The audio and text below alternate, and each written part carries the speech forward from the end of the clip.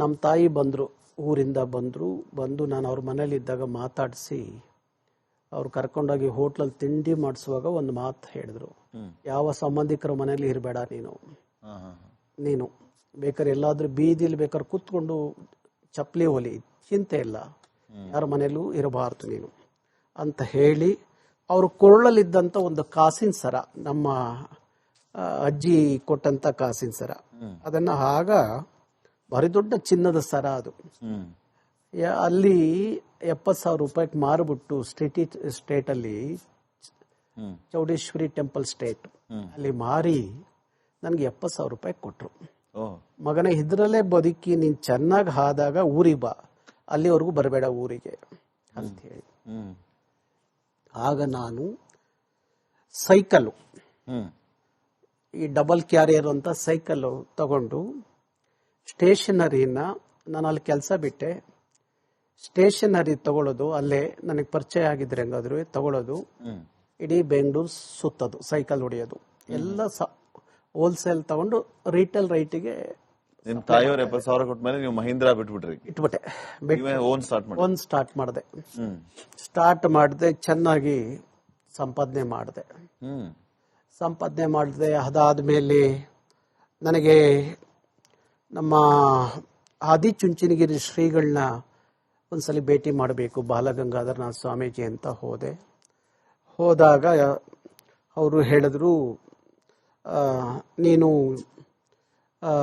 ಒಂದು audio company ಯಾಕೆ ಮಾಡಬಾರ್ದು ನೀನು ಅಂದ್ರು. ಅವ್ರದ್ದು ಒಂದಷ್ಟು ಹಾಡುಗಳನ್ನ ಬರ್ಸಿಟ್ಕೊಂಡಿದ್ರು ಅವರು ದೊಡ್ಡರಂಗೇಗೌಡರ ಜೊತೆಯಲ್ಲಿ. ಆಗ ಅದನ್ನ ಮಾಡಬಹುದಲ್ಲ ಅಂತ ಅಂದ್ರು. ಆಯ್ತು ನೋಡೋಣ ಸ್ವಾಮೀಜಿ ಅಂತ ಹೇಳಿದೆ. ಇದನ್ನ ನೀನು ರಿಕಾರ್ಡ್ ಮಾಡಿಸು ಅಂತಾರೆ. ಇಲ್ಲಿ ಒಂದ್ ಕಡೆ ಬಾಲಗಂಗಾಧರ ಸ್ವಾಮೀಜಿ ಹೇಳ್ತಾರೆ, ಇರ್ತಾರೆ. ಆಗ ನಾನೇನ್ ಮಾಡ್ತೀನಿ, ಈ ಬಿಸ್ನೆಸ್ ಮಧ್ಯದಲ್ಲಿ ಒಂದು ಗಾರ್ಮೆಂಟ್ಸ್ ಉದ್ಯಮ ಪ್ರಾರಂಭ ಮಾಡ್ತೀನಿ, ಆಮೇಲೆ ಒಂದು ಆಡಿಯೋ ಕ್ಯಾಸೆಟ್ ಕಂಪನಿ ಮಾಡ್ತೀನಿ, ಶ್ರೀಮಾತ ಆಡಿಯೋ ಅಂತ, ಮತ್ತೆ ಗಾರ್ಮೆಂಟ್ಸ್ ಉದ್ಯಮ, ಪುಷ್ಪ ಗಾರ್ಮೆಂಟ್ಸ್ ಉದ್ಯಮ ಅಂತ ನನ್ನ ತಂಗಿ ಹೆಸರು, ಪುಷ್ಪ ಗಾರ್ಮೆಂಟ್ಸ್ ಅಂತ. ಈ 3 ಉದ್ಯಮ ಸ್ಟಾರ್ಟ್ ಆಗುತ್ತೆ, ನನಗೆ ಒಳ್ಳೆ ಬಿಸ್ನೆಸ್ ಸ್ಟಾರ್ಟ್ ಆಗುತ್ತೆ. ಹಾಗೆ ಕ್ಯಾಸೆಟ್ ಮಾಡ್ತಾ ಒಳ್ಳೆ ಸಂಪಾದನೆ ಮಾಡಿದೆ. ಆಗ ನಾನು ಒಂದು ಮಾರುತಿ ಹೊಸ ವ್ಯಾನ್ ತಗೊಂಡು 3/4 kg ಗೋಲ್ಡ್ ಹಾಕೊಂಡು ಆಗ ಊರ್ಗೋದೆ. ಯಾರ್ಯಾರು ನಮ್ಮ ಅಪ್ಪಾಜಿ ಹತ್ರ ನನ್ನ ಮೇಲೆ ಚಾಡಿ ಹೇಳ್ತಿದ್ರಲ್ಲ, ಅವರೆಲ್ಲ ಬಂದು ಕೂತಿದ್ರು ಅವತ್ತು ನೋಡ್ಲಿಕ್ಕೆ. ಹಾಗೆ ಅಲ್ಲಿಂದ ಊರು ಸಂಪರ್ಕ ಪ್ರಾರಂಭ ಆಯಿತು. ಅದಾದ ಮೇಲೆ ನಾನು ಇದೆಲ್ಲ ಬಿಸ್ನೆಸ್ ಒಂದ್ ಕಡೆ ನಡೀತಾ ಇತ್ತು, ಒಂದಷ್ಟು ಸಂಪಾದನೆ ಮಾಡಿದೆ. ಊರಲ್ಲಿ ಮೊದಲು ಹೋಗಿ 15 ಎಕರೆ ಜಮೀನ್ ಮಾಡಿದೆ, ಊರಲ್ಲಿ ತೋಟ. ಯಾಕೆ ನಮ್ಗೆ ತೋಟ ಇರ್ಲಿಲ್ಲ. ಒಂದು ಕಾಯಿ ತಿಂದಿದ್ದಕ್ಕೆ ಅವತ್ತು ಹೊಡೆದಿದ್ರಲ್ಲ, ನಾ ಚಾಲೆಂಜ್ಗೆ 15 ಎಕರೆ ತೋಟ ಮಾಡಿದೆ, ತೆಂಗಿನ ತೋಟ ಮಾಡಿದೆ. ಎಲ್ಲ ಬಿಸ್ನೆಸ್, ಒಳ್ಳೆ ಬಿಸ್ನೆಸ್ ನಡೀತದೆ. ಗಾರ್ಮೆಂಟ್ಸ್ ಉದ್ಯಮ, ಆಡಿಯೋ ಉದ್ಯಮ, ಸ್ಟೇಷನರಿ ಸಪ್ಲೈ ಮಾಡ್ತಾ ಇದ್ದೆ. ಆಮೇಲೆ ಹೆಚ್ಚುವರಿ ನಾನು ಬಾಂಬೆಯಿಂದ ಗೋಲ್ಡ್ ತರಿಸಿ ಚಿಕ್ಕಪೇಟೆ ಅವಿನಿ ರೋಡ್ ಅಲ್ಲಿ ಗೋಲ್ಡ್ ನ ಹೋಲ್ಸೇಲ್ ಆಗಿ ಗೋಲ್ಡ್ ಸಪ್ಲೈ ಕೊಡ್ತಾ ಇದ್ದೆ. ಇದೆಲ್ಲ ಚೆನ್ನಾಗಿ ಹಿಡಿತು, ಬಿಸ್ನೆಸ್ ಕೈ ಹಿಡಿತು.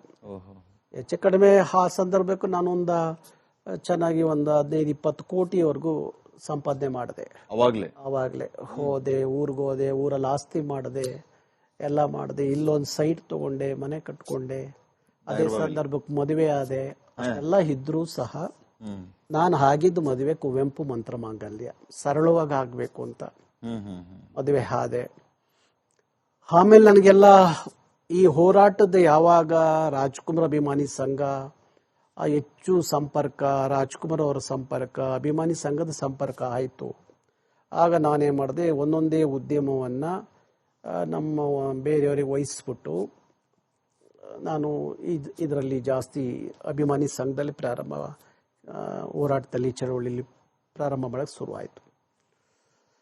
ಹೀಗೆ ಮಾಡ್ತಾ ಹೋದ. ಆಗಾಗ ರಾಜ್ಕುಮಾರ್ ಕುಟುಂಬದಿಂದ ಒಂದು ಸ್ಟೇಟ್ಮೆಂಟ್ ಬರೋದು. ಏನಾದ್ರೂ ಈ ಹೋರಾಟದಲ್ಲಿ ಒಂದು ಸಣ್ಣ ಘಟನೆ ಆದ್ರೂ ರಾಜ್ಕುಮಾರ್ ಕುಟುಂಬ, ಚಿನ್ನೇಗೌಡರು ಇಲ್ಲ ಪಾರ್ವತಮ್ಮನವರು ಒಂದು ಸ್ಟೇಟ್ಮೆಂಟ್ ಹಾಕ್ಬಿಡೋರು ಪತ್ರಿಕೆಗೆ, ಈ ಅಭಿಮಾನಿ ಸಂಘಕ್ಕೂ ನಮಗೂ ಸಂಬಂಧ ಇಲ್ಲ ಅಂತ. ಅಂದ್ರೆ ಅವು ಗಲಾಟೆನಾರ ಆದ್ರೆ ಆಗತ್ತೇನೋ ಅಡ್ವಾನ್ಸ್ ಹಿಂದಿನ ದಿವಸನೇ ಹಾಕ್ಬಿಡೋರು. Okay okay. ಆಗ ಆ ಚಳುವಳಿ ಅಲ್ಲೇ ಕುಸ್ತು ಹೋಗೋದು, ಸಂಬಂಧನೇ ಇಲ್ಲ ಅಂತ. ಸಂಬಂಧ ಇಲ್ಲ ಅಂತ ಹೇಳ್ಬಿಡೋರು. ಹೀಗೆ ಇದ್ದಾಗ ನಾನು ಅಂದ್ಕೊಂಡೆ, ಯಾಕೆ ಒಂದು ಸಂಘಟನೆ, ಕನ್ನಡ ಪರ್ವ ಸಂಘಟನೆ, ಯಾಕಂದ್ರೆ ನನ್ಗೆ ಬಾಂಬೆ ಅನುಭವ ಇತ್ತು, ಅಲ್ಲಿಯ ಶಿವಸೇನೆ ಮಾಡ್ತಿದ್ದಂತ ಇದು, ಯಾಕೆ ಇಲ್ಲಿ ಆ ಥರದೊಂದು ಚಳುವಳಿ ಸಂಘಟನೆಯನ್ನು ಕಟ್ಟಬಾರದು ಅಂತ ಹೇಳಿ ಮಾಡಿ, ಆಗ ಒಂದು 20-30 ಜನ ಹುಡುಗರನ್ನ ಕೂರಿಸ್ಕೊಂಡು, ಸ್ವಲ್ಪ ಇವ್ರನ್ನೆಲ್ಲ ಕೂರಿಸ್ಕೊಂಡು, ಆಗ ಫಸ್ಟ್ ನಾವು ಕನ್ನಡಿಗರ ರಕ್ಷಣಾ ವೇದಿಕೆ ಅಂತ ಹೇಳಿ ಪ್ರಾರಂಭ ಮಾಡಿದ್ವಿ. ಹೆಸರು ಹೆಂಗ್ ಬಂದಿದ್ದು ಗೌಡ್ರೆ, ಕನ್ನಡಿಗರ ರಕ್ಷಣಾ ವೇದಿಕೆ ಅಂತ ಕಲ್ಪನೆ ಬಂದಿದ್ದು ಹೇಗೆ? ಅವತ್ತಿನ ಸಂದರ್ಭ ಬೆಂಗಳೂರು ಹಂಗಿತ್ತು. ಪ್ರಾರಂಭದಲ್ಲಿ ಎಜಿ ಕಚೇರಿ ಅಂತ, ಅಕೌಂಟೆಂಟ್ ಜನರಲ್ ಕಚೇರಿ ಅಂತ ಬೆಂಗಳೂರಲ್ಲಿದೆ, ವಿಧಾನಸೌಧ ಪಕ್ಕದಲ್ಲಿ. ಅಲ್ಲಿ 30 ಜನ ಕನ್ನಡಿಗರು ಕೆಲಸ ಮಾಡ್ತಿದ್ದಂತ ಹುದ್ದೆ ಖಾಲಿ ಇತ್ತು. ಅದಕ್ಕೆ 30 ಜನ ಆಯ್ಕೆ ಮಾಡ್ಕೋಬೇಕು ಅಂತ ಹೇಳಿ ಇದು ಮಾಡುವಾಗ 30 ಜನ ತಮಿಳರನ್ನ ಆಯ್ಕೆ ಮಾಡಿದ್ರು ಅಲ್ಲಿಗೆ. ಆಗ ನಾವು ಅಲ್ಲಿಂದ ಚಳುವಳಿ ಸ್ಟಾರ್ಟ್ ಆಯ್ತು. ಎಜಿ ಕಚೇರಿಯಿಂದ ಚಳುವಳಿ, ಕರ್ನಾಟಕ ರಕ್ಷಣಾ ವೇದಿಕೆಯಿಂದ ಫಸ್ಟ್ ಚಳುವಳಿ. ಎಜಿ ಕಚೇರಿಯಲ್ಲಿ ಕನ್ನಡಿಗರಿಗೆ ಯಾಕೆ ಕೆಲಸ ಕೊಡಲ್ಲ, ಆ 30 ಜನ ಯಾಕೆ ತಮಿಳರು ಮಾಡ್ಬೇಕಿಲ್ಲಿ, ಕರ್ನಾಟಕದಲ್ಲಿ ಕನ್ನಡಿಗರಿಲ್ವಾ ಅಂತ ಒಂದು 40-42 ದಿವಸ ಚಳುವಳಿ ಹಂತದ ಚಳುವಳಿ ಪ್ರಾರಂಭ ಮಾಡಿದ್ರು. ಆಗ ಕೇಂದ್ರದಲ್ಲಿ ಗೃಹ ಸಚಿವರು LK ಅಡ್ವಾಣಿ, ಲಾಲ್ ಕೃಷ್ಣ ಅಡ್ವಾಣಿ ಅವರು ಆಗ ಹೌದು ಅವ್ರು ಕೇಳೋದು ಸರಿ ಇದೆ ಅಂತ ಹೇಳಿ ಆ 30 ಜನರನ್ನ ಮತ್ತೆ ಕೇಂದ್ರದಿಂದ ವಾಪಸ್ ಕರೆಸ್ಕೊಂಡು 30 ಜನ ಕನ್ನಡಿಗರನ್ನ ಅಲ್ಲಿ ನೇಮಕ ಮಾಡಿದ್ರು. ಮೊದಲ ಹೋರಾಟ ಅದು. ಶ್ರೀರಾಮ್ಪುರದಲ್ಲಿ ಇವತ್ತೇನಾದ್ರೂ ತಮಿಳು ಮಾತಾಡಿದ್ರೆ ಇವತ್ತು ಕನ್ನಡದ ಹುಡುಗರು ಕುರುಪು ಹಾಕೋ ಕಾಲ ಬಂದಿದೆ.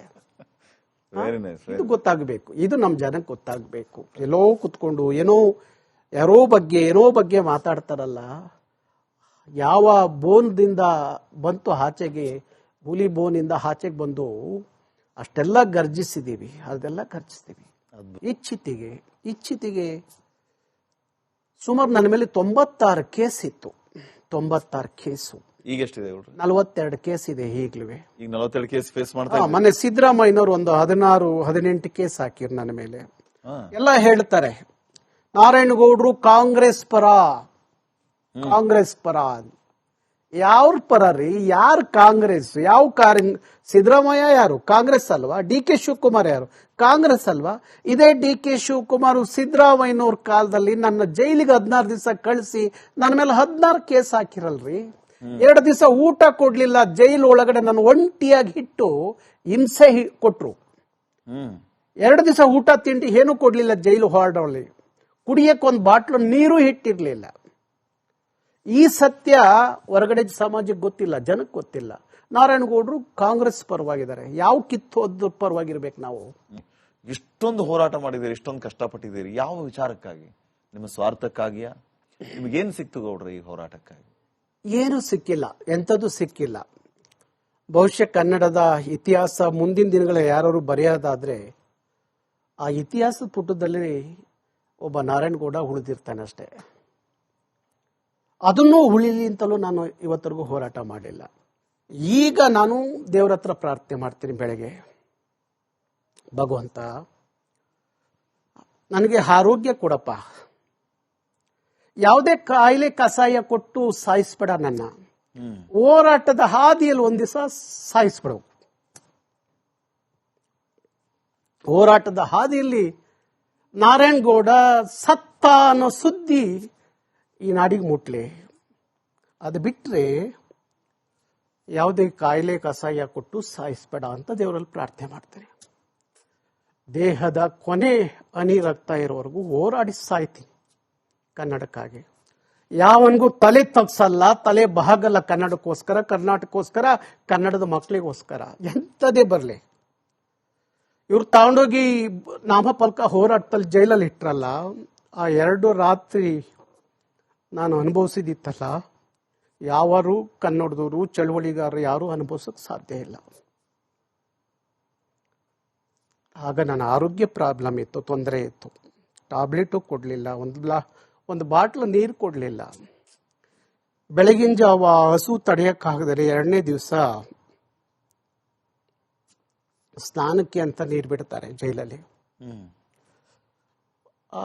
ಬೀಚಿಂಗ್ ಪೌಡರ್ ಹಾಕಿರ್ತಾರೆ, ಅದನ್ನು ಕುಡಿದು ಹೊಟ್ಟೆ ಎಷ್ಟು ಮಳಸೋದು ಅಂದ್ರೆ, ನನ್ನ ಜಾಗದಲ್ಲಿ ಯಾರು ಇದ್ರೆ ಇನ್ನೊಂದು ದಿವಸ ಕನ್ನಡ ಕರ್ನಾಟಕ ಕನ್ನಡಿಗ ಅಂತ ಹೇಳಿ ಮಾತಾಡಬಾರ್ದು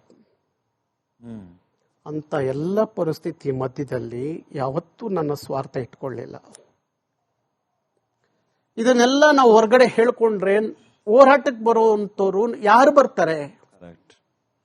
ಯಾರಿಗೆ ಬೇಕು ಈ ಕನ್ನಡ, ಯಾರಿಗೆ ಬೇಕು ಈ ಕರ್ನಾಟಕ, ಯಾರಿಗೆ ಬೇಕು ಕನ್ನಡಿಗರು ಅನ್ನೋ ಮನಸ್ಥಿತಿ ಬರುತ್ತಲ್ಲ ಅಂತ ಹೇಳಿ ಒಬ್ಬರ ಹತ್ರ ಹೇಳ್ಕೊಳ್ದಂಗೆ ಇಲ್ಲಿ ಕುತ್ಕೊಂಡು ಇವತ್ತು ಮಾತಾಡ್ತೀನಿ. ತಡೆಯಕ್ಕೆ ಆಗದಲ್ಲೇ ಮಾತಾಡ್ತಾ ಇದ್ದೀನಿ. ಈಗ 26% ಕನ್ನಡಿಗರು ಬೆಂಗಳೂರಲ್ಲಿ ಎನ್ನುವಾಗ ಇನ್ನು 10 ವರ್ಷ ನಾರಾಯಣಗೌಡರು ರಕ್ಷಣಾ ವೇದಿಕೆ ಸುಮ್ಮನೆ ಆದ್ರೆ ಬೆಂಗಳೂರು ಪರಿಸ್ಥಿತಿಯಲ್ಲಿ ಹಗಲೊತ್ತು ಕನ್ನಡಿಗರನ್ನ ಬ್ಯಾಟ್ರಿ ಹಾಕಿ ಹುಡುಕ್ಬೇಕು.